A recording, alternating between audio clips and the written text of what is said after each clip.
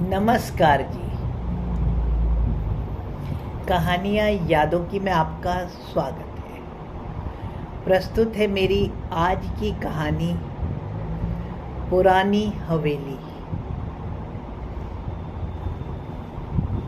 किसे पता था जिंदगी एक दिन उसी मोड़ पर लाकर खड़ा कर देगी जहाँ से कि हमने जीवन शुरू किया था। गांव की एक बड़ी सी हवेली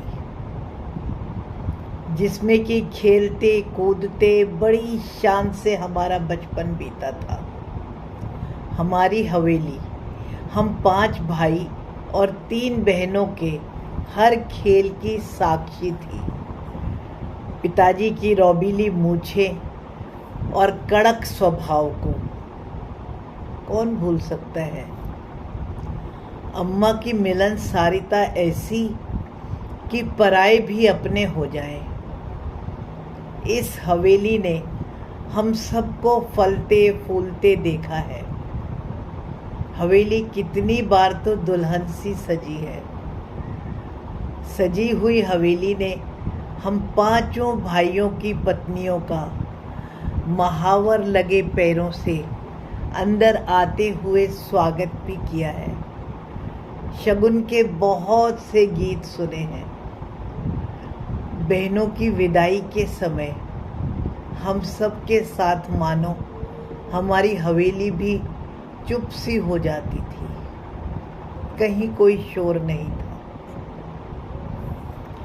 समय बीता। पिताजी और अम्मा संसार से कूच करके चले गए थे।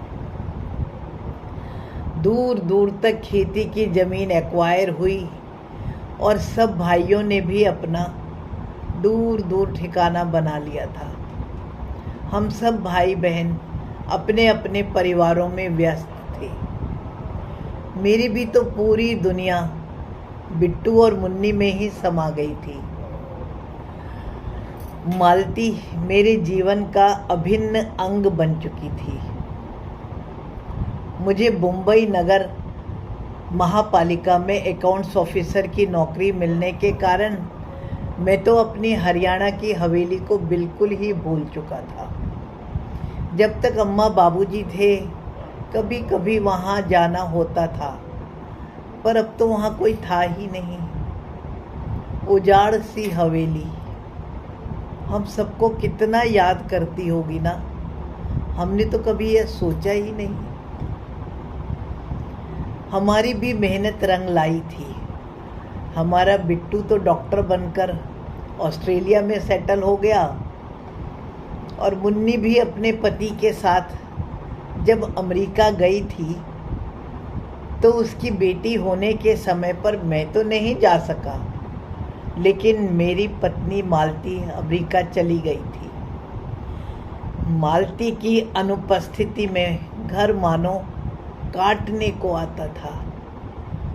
पूरी जिंदगी की व्यस्त आपाधापी के बाद घर का मौन कई बार तो असहनीय हो जाता था। हालांकि मैं दफ्तर भी जाता था, लेकिन दफ्तर से आने के बाद तो मन भी नहीं लगता था। मालती जब घर वापस आई तो मानो मेरी जान में जान आ गई थी। और अभी पिछले महीने जब मैं नौकरी से रिटायर हुआ और सरकारी मकान भी अब तो मुझे खाली करना था।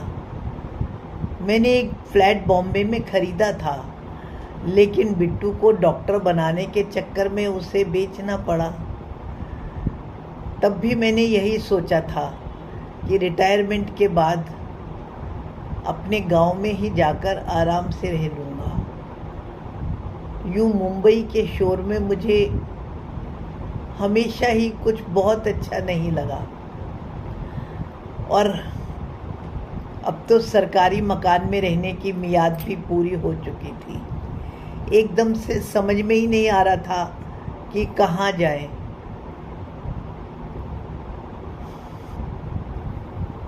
जो भी पैसे थे रिटायरमेंट पर मिले, उनसे मुंबई में मकान खरीदना इतना महंगा, सारे पैसे लगा देने के बाद यह भी एक निहायत मूर्खता ही लग रही थी। इसलिए मैंने यही उचित समझा कि मालती को लेकर वापस हवेली में ही चले जाऊं,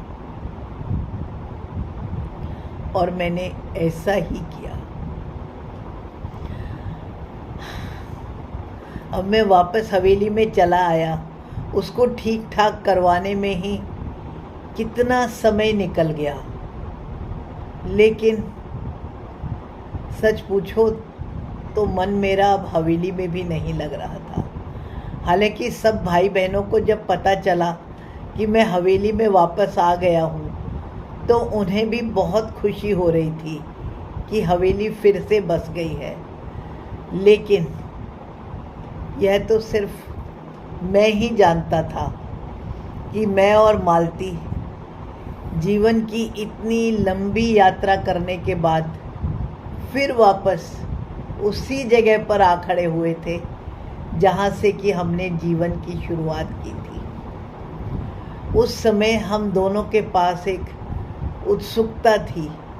हम इंतज़ार कर रहे थे जीवन में एक नई खुशी के रूप में बच्चों के आने की। लेकिन आज भी तो इस हवेली में हम दोनों बच्चों के ही आने के इंतज़ार कर रहे हैं, परंतु आज उत्सुकता नहीं है, एक सूनापन है और सिर्फ इंतज़ार।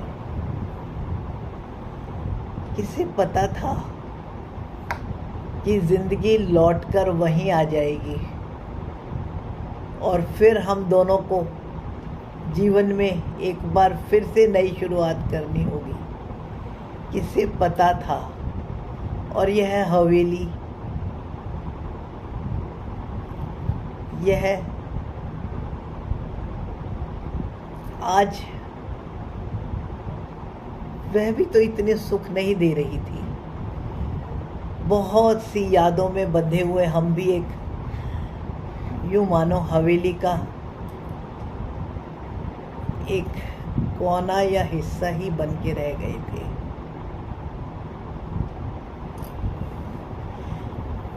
आज ऐसे ही मन में आया, उस हवेली में ही बैठकर पुरानी यादों में खोया हुआ था, तो मैंने आप सबके साथ में अपनी हवेली को दिखाना चाहा। आप लोगों के मन में भी मेरी हवेली देखने के बाद कोई विचार आए तो कृपया कमेंट बॉक्स में बताना। धन्यवाद।